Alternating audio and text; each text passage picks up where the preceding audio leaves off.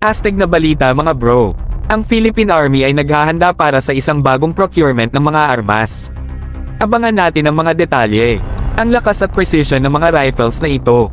Ang Philippine Army ay nag-invest sa pinakabagong teknolohiya at tiyak na magbibigay ng lakas at seguridad sa ating mga bayani para sa pagtatanggol ng ating bansa.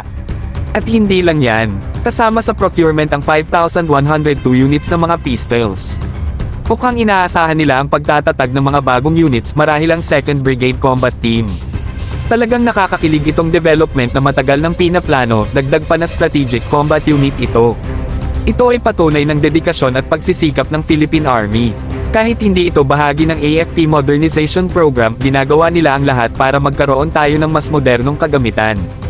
Ang pondo para sa procurement na ito ay manggagaling sa capital outlay allocations para sa taong 2024, siguraduhin na handa ang ating mga sundalo. Sa sandaling ito, bigyan natin ng pagpupugay ang ating kapulisan at sandatahang lakas.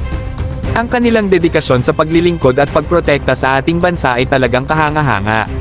Ang procurement ng mga armas na ito ay isang hakbang pa ng Philippine Army tungo sa mas malakas at mas handang kakayahan.